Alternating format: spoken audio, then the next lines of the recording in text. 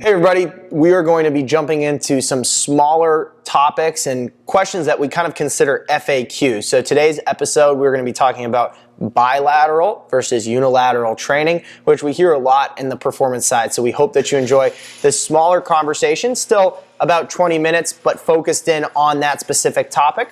We'll go ahead and kick this off. This is Chalk Talk presented by Platform. Let's go.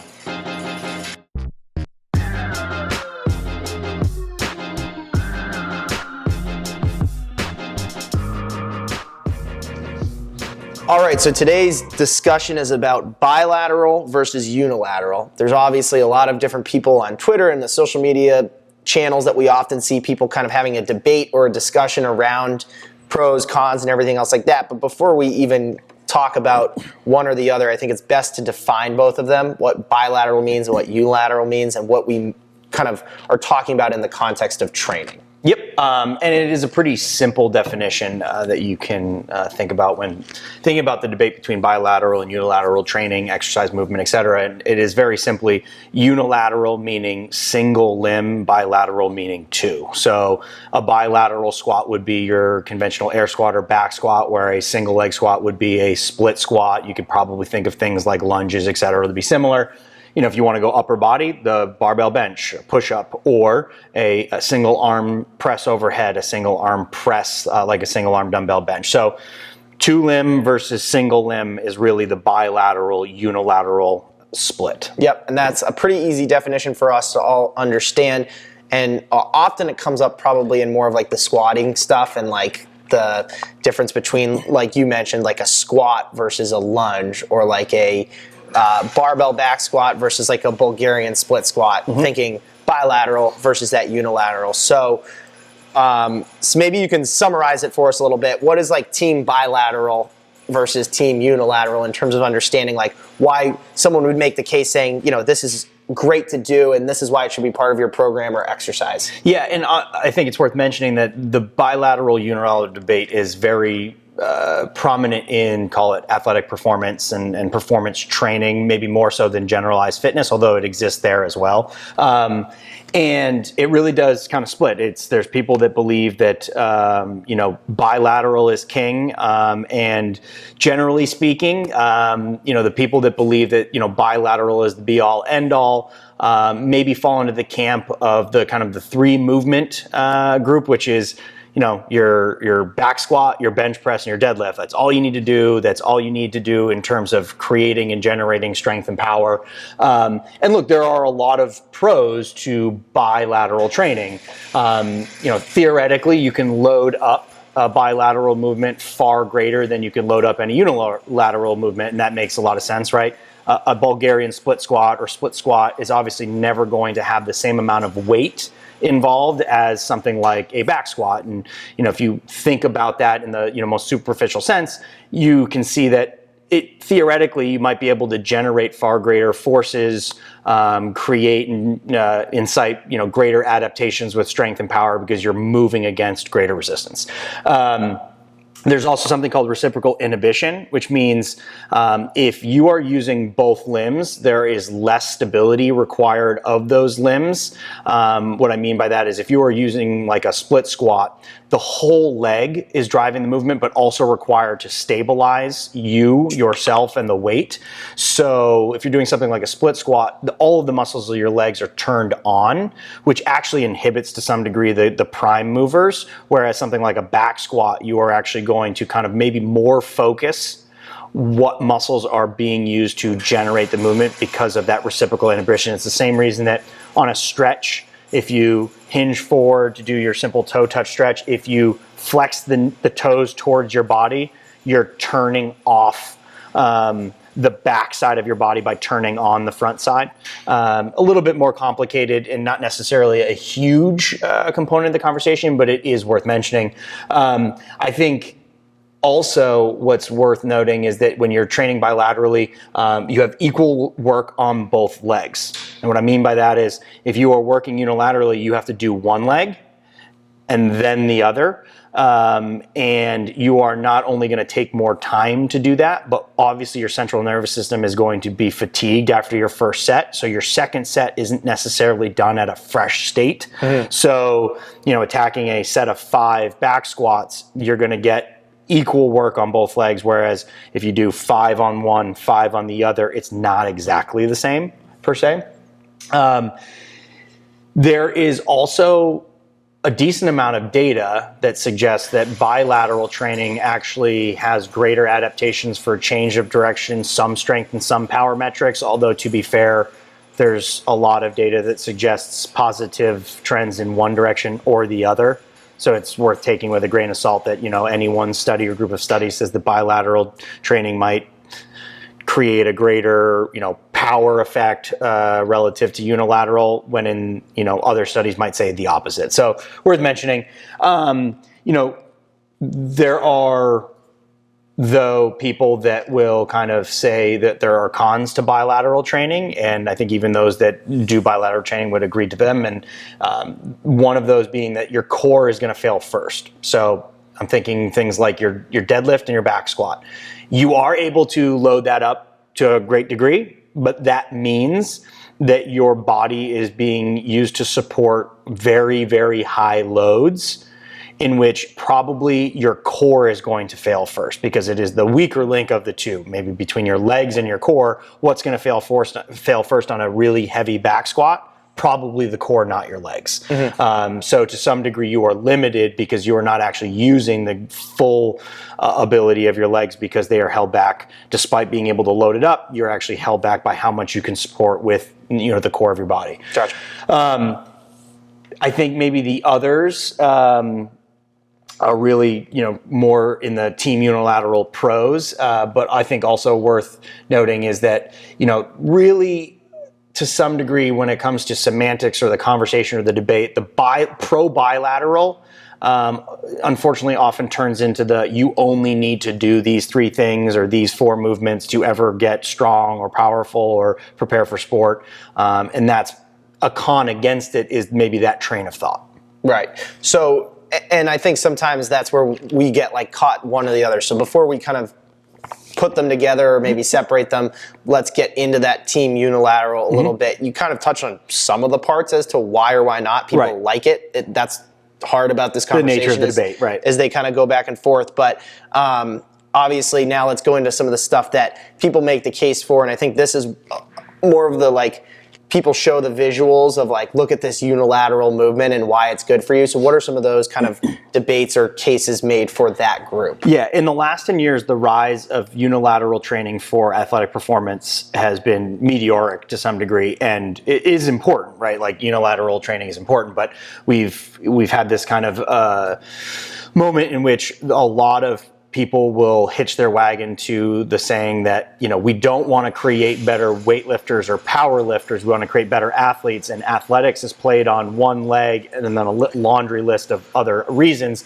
And so bilateral strength training is non-functional to sport, whereas unilateral training is. That's kind of the most stereotypical description of the pro-only unilateral team right now. Sure, and it equates back to what you talked about earlier of if you're on one leg, you're turning on all the different muscles, you're working about stability, all of those different things. And while you said that as maybe a negative or a positive of doing bilateral and that you don't have to worry about all those things, that's where those people in the unilateral can't make the case of well, we actually want that because it's going to help us in sport. Correct. And so they argue for specificity where, we don't want to go wholly specific, like we're mimicking movement, like a swing when we train, but the argument is, if you're not training, limbs to operate independently of one another, how are you going to operate at maximum mobility on the field, on the court, in the rink, wherever, where more often than not, you're being asked to operate on one leg or with one arm. Yeah. And so team unilateral would say this is more functional to sport. And then what you mentioned is, there is an enhanced kind of stability and balance aspect to unilateral training.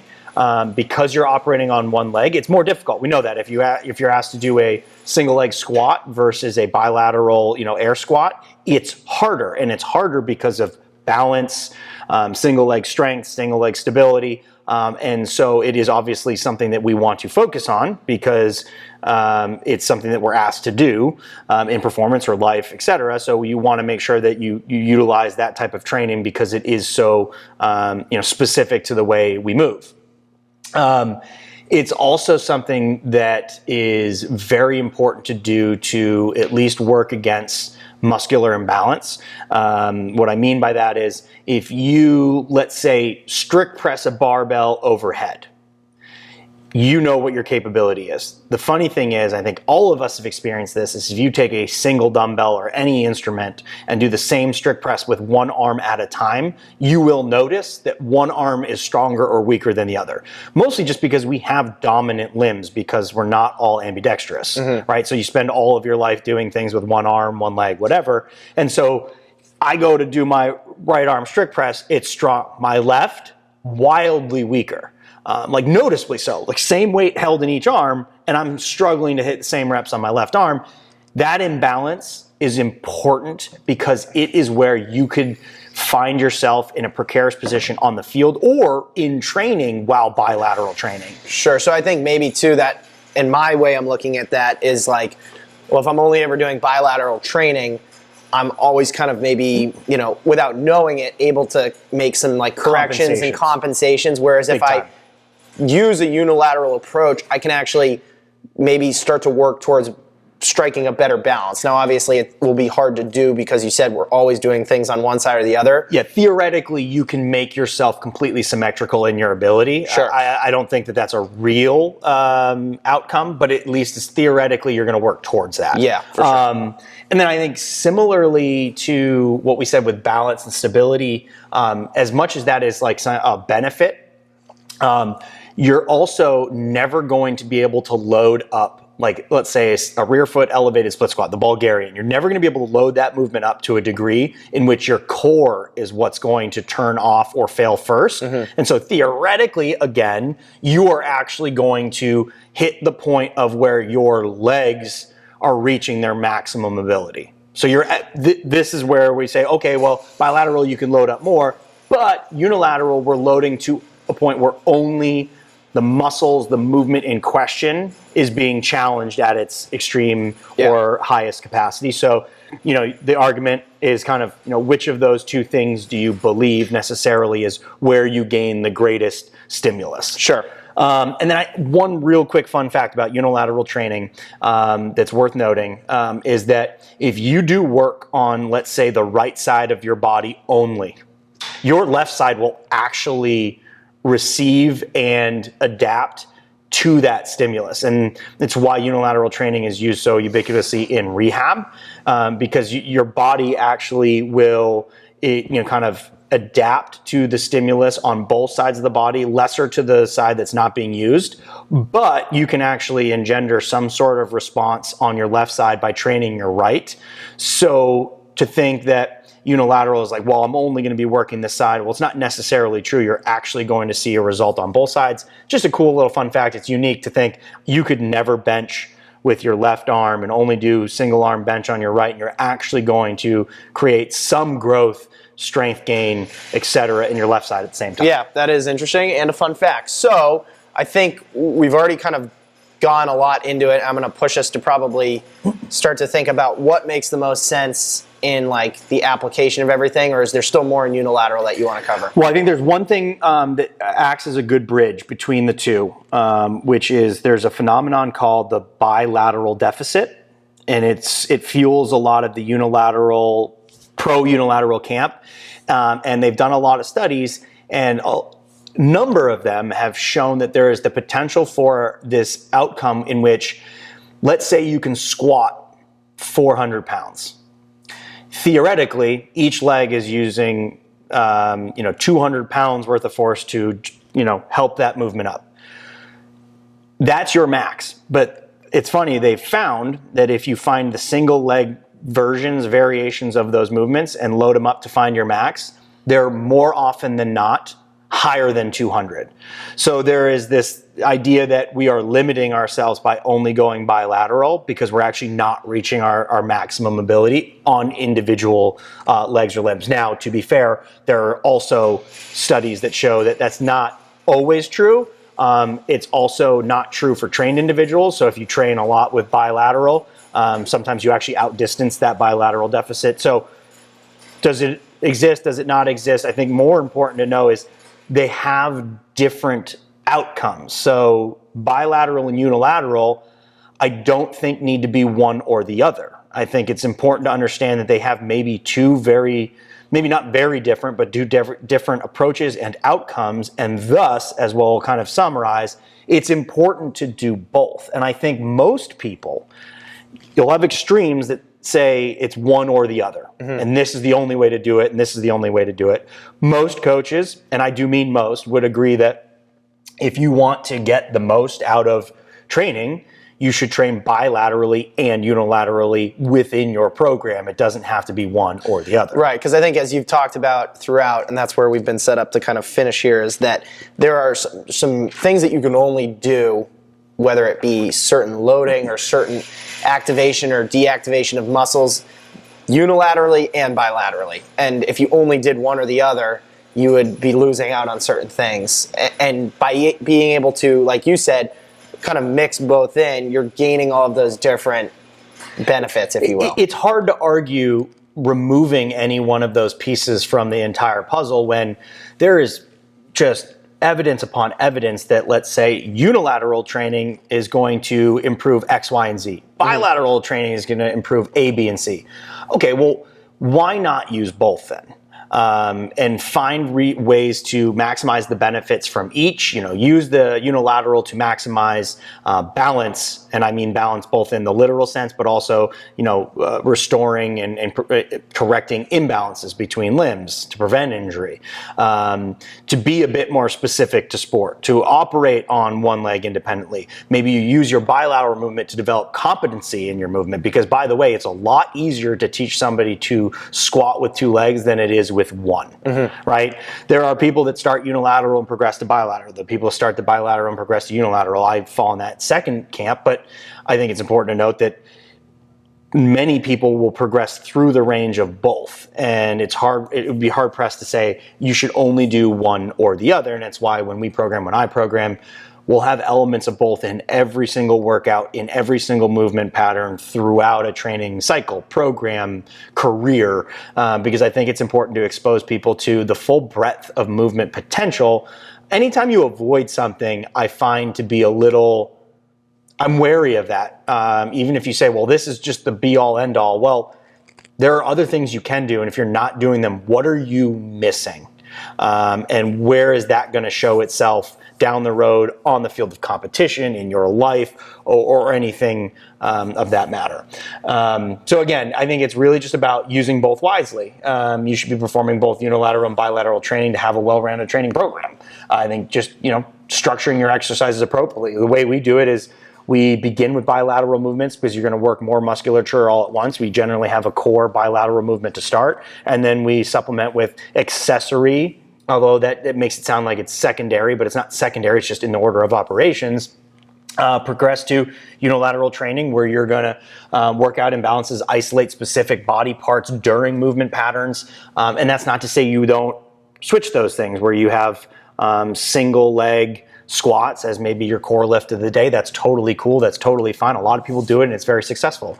I just don't think that there's any reason to completely eradicate one or the other in favor of one. Sure, and I think that's a good place to probably stop and summarize to a certain extent in understanding that there are certain components of doing something bilateral or unilateral, and we've sort of stuck with the squat, so I'll continue that to close, in that you might gain certain elements of strength or power or developing different types of muscles or habits bilaterally or unilaterally, but it's understanding sort of moving, as we often talk about, like everything kind of up as a group rather than overly focusing in one camp or the other and then having to backtrack and realize, well, now all of a sudden I'm struggling in this part of it. Yeah, it's weird to hear this said out loud, and I think I mean it in the broadest sense, but I'm always leery of specificity at the most extreme sense. Like to only do one thing and think that that's the only thing that can be done or should be done because it's specific goes against a lot of what just exercise science says and performance training says in general. So like everything we do, holistic, balanced, and just progressive over time, using everything at your disposal is probably the best bet. Awesome. And that's probably a wrap unless you have anything else to add. No, I'm good. We'll close here, and remember, at Platform, it's always in pursuit of better.